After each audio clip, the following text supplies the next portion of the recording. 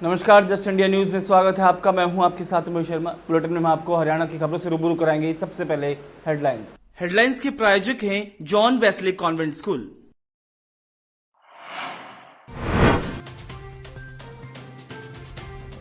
बीस हजार के करीब पहुंचा कोरोना संक्रमितों का आंकड़ा। कोरोना ने ली 600 से ज्यादा लोगों की जान। हरियाणा में संक्रमित लोगों की संख्या 300 के पार पहुंची।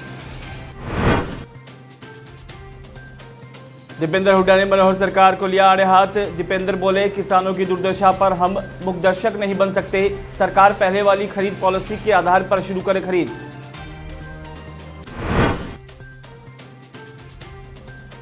अभय सिंह चौटाला ने भी मनोहर सरकार पर साधा निशाना। चौटाला बोले, सरकार ऑनलाइन का अड़ंगा डालकर किसानों और आड़तियों के बीच मतभेद पैदा कर रही है। और महम के सरपंचों ने दी 25 लाख रुपए की सहायता राशि। शमशेर खरखड़ा के नेतृत्व में बीजेपी जिला अध्यक्ष को सौंपे चेक। पूर्व सहकारिता मंत्री मनीष ग्रोवर ने जताया सरपंचों का आभार। खबरों के प्रायोजक हैं Oscar super speciality hospital and trauma centre. Bharat में कोरोना वायरस संक्रमण के नए मामलों में अचानक एक बार फिर से तेजी देखने को मिल रही है। देश भर में कोरोना वायरस के मरीजों की संख्या 20,000 के करीब पहुंच चुकी है। पिछले 24 घंटे में कोरोना वायरस के 1383 नए मामले सामने आए हैं, तो वहीं 50 लोगों की मौत हो चुकी है। बुधवार को जारी स्वास्थ्य मंत्रालय के आंकड़ों के मुताबिक देश में कोरोना वायरस से संक्रमित लोगों की संख्या बढ़कर 19,984 हो गई है, तो वहीं इस खतरनाक कोविड-19 महामारी से मरने वालों का आंकड़ा 640 तक पहुंच गया है। कोरोना वायरस के कुल 19,984 मामलों में से 15,476 एक्टिव केस हैं, तो उसके अलावा 3,870 लोग पूरी तरह से ठीक हो चुके हैं या फिर उन्हें अस्पताल से छुट्टी दे दी गई है। कोरोना वायरस से सर्वाधिक 251 लोगों की मौत महाराष्ट्र में हुई है। वहीं हरियाणा की बात की जाए तो यहाँ कोरोना वायरस के 384 केस सामने आए हैं, जिनमें से 127 लोग स्वस्थ हो चुके हैं और यहाँ पर 3 लोगों की मौत हुई है।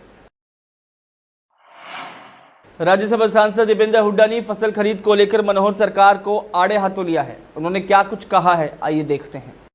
सबसे पहले जो आज खरीद का संकट हमारे हरियाणा में बना हुआ है, जिसमें एक ओर तो हमारा किसान जिस पे प्रकृति की मार पड़ी है, दूसरी ओर खरीद व्यवस्था सरकार की तरफ से जो असंवेदनशीलता दिखाई गई है, हठधर्मिता दिखाई गई है, उसकी मार वो झेल रहा है। ऐसी परिस्थिति में मैं गहरी चिंता व्यक्त करता हूं और सरकार के प्रति गहरी निराशा। कोरोना के समय हम किसी प्रकार की राजनीति नहीं करना चाहते। देश हित में सब मिलजुल कर इसका सामना कर सकते हैं और इस मुद्दे पे भी मैं कोई राजनीति हम नहीं करना चाहते, लेकिन किसान की दुर्दशा के समय हम मूक दर्शक भी नहीं बने रह सकते। किसान की आवाज़ उठाना, उसकी लड़ाई लड़ना भी हमारा कर्तव्य है। सरकार से मैं विनती करता हूं, हाथ जोड़ के आग्रह कि आपने लगातार 2 महीने से हम लगातार चेतावनियां दे रहे थे कि महामारी के समय खरीद होगी, आप अच्छे से व्यवस्था करिए। आड़तियों से, किसानों से पहले बातचीत करके सारी बातों का हल निकाल के ही इस सीजन में खरीद में उतरिए, मगर आपने उन बातों को नज़रअंदाज किया। आप सोए रहे, आज ये संकट आगे सामने है।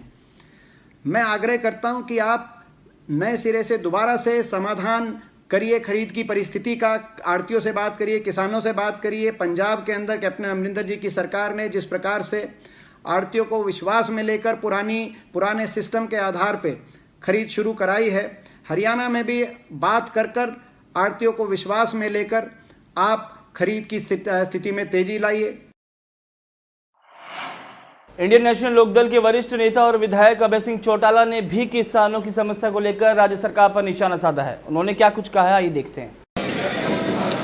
और सिर्फ इसलिए लामबंद हुए हैं कि सरकार ने जो निर्णय लिए गेहूं की खरीद को लेकर के, सरसों की खरीद को लेकर, जिस ढंग से अपने मनचाहे लोगों को ठेके दिए और जिस तरीके से आड़ती का और किसान का रिश्ता खराब करने का एक प्रयास किया, सरकार में बैठे लोगों को शायद इस बात का अंदाजा अंदेशा नहीं है कि आड़ती के बिना किसान का काम नहीं चल सकता और किसान के बिना आड़ती का नहीं चल सकता। पंजाब हमारे साथ लगता प्रदेश है, राजस्थान, वहाँ पे इस तरह का कोई कानून नहीं है, लेकिन हमारे यहाँ उन लोगों के हाथ में सत्ता है जिन्होंने खेती करी नहीं बिचारा। इसलिए इस किस्म के निर्णय लेकर के लोगों को आज परेशान करने का एक सोच बना। उसी का नतीजा है कि पूरे प्रदेश भर में आज मंडियां जो है बंद पड़ी है।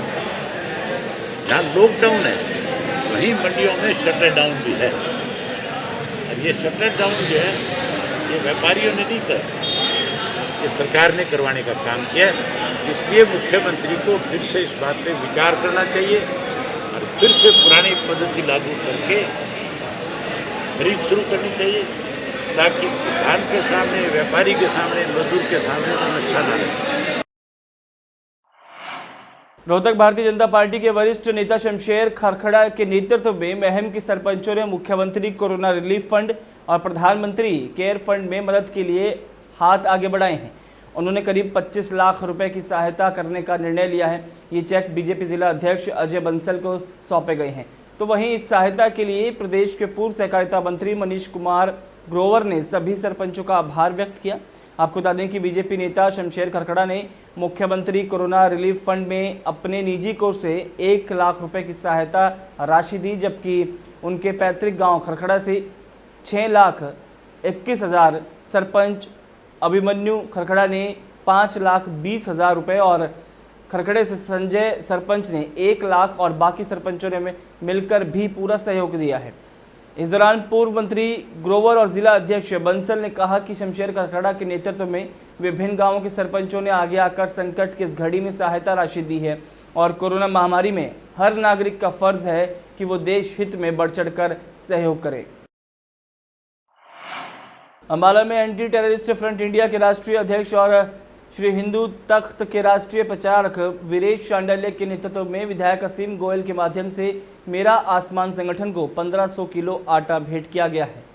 इस मौके पर एटीएफआई के प्रमुख शांडिल्य ने कहा कि विधायक असीम गोयल द्वारा चलाई गई मुहिम चाहे हम खाए रूखा सूखा पर कोई न सोए भूखा काबिल तारीफ है। उन्होंने कहा कि असीम गोयल लगातार लॉकडाउन के बाद से गरीबों तक खाना पहुंचा रहे हैं, जो काफ़ी गर्व की बात है। उन्होंने असीम गोयल को योद्धा बताया और कहा कि असीम गोयल इस महामारी के दौरान फाइटर बनकर उभरे हैं और वास्तव में असीम नगर सेवक की भूमिका निभा रहे हैं। तो वहीं विधायक असीम गोयल ने भी एटीएफआई प्रमुख शांडिल्य द्वारा सहयोग देने पर धन्यवाद करते हुए कहा कि जो इस यज्ञ में फ्रंट ने आहुति डाली है उसके लिए वो दिल की गहराइयों से धन्यवाद करते हैं। रतिया व्यापार मंडल ने मार्केट कमेटी के प्रांगण में सरकार और मार्केट कमेटी सचिव के खिलाफ नारेबाजी की और रोष जताया। उन्होंने आरोप लगाते हुए कहा कि 2 फर्मों की मार्केट कमेटी सचिव ने उनकी धक्के से बोली लिखी।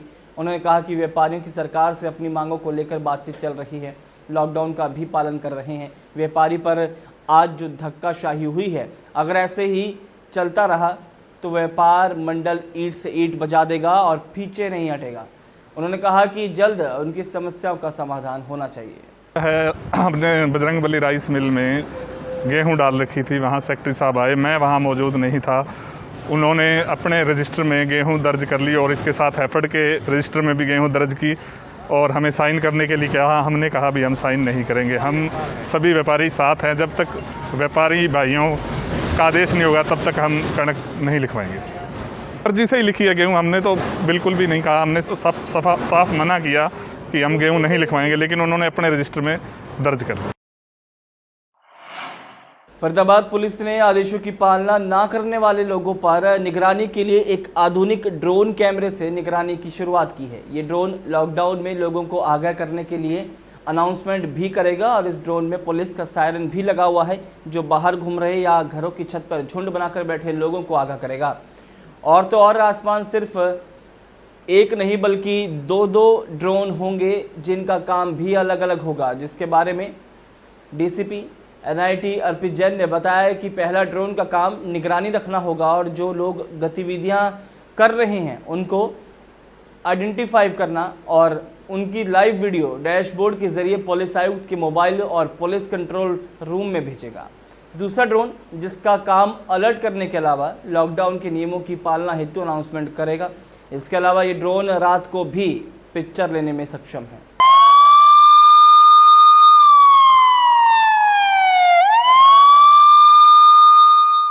आपसे निवेदन है कि आप अपने घर पर रहें, लॉकडाउन का पालन करें।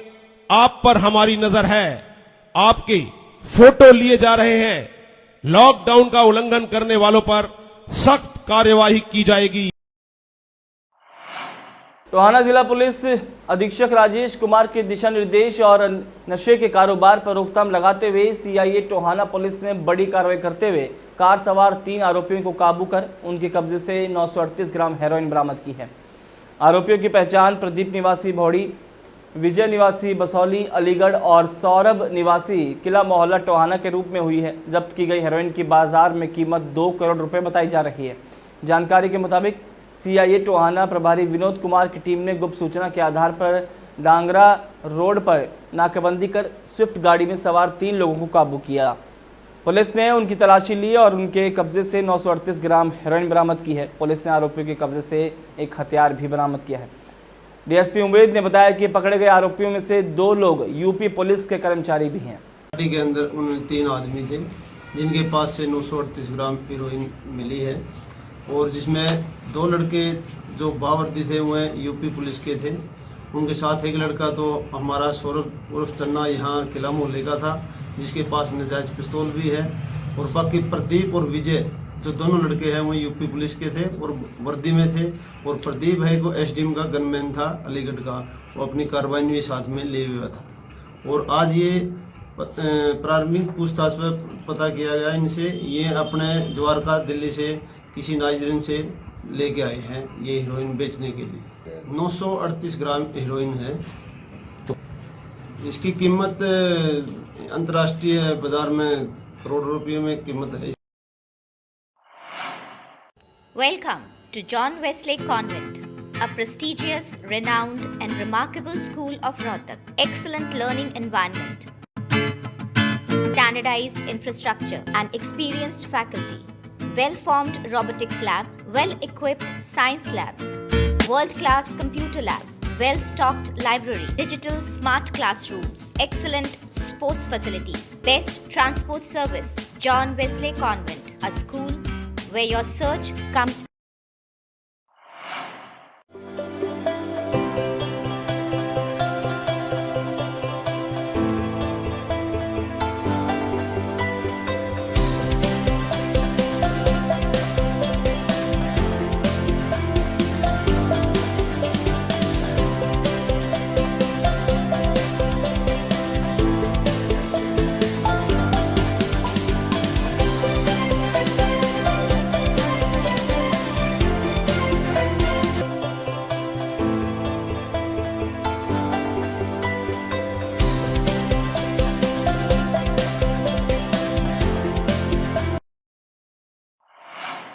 इस बुलेटिन में फिलहाल नहीं, दीजिए इजाजत, नमस्कार।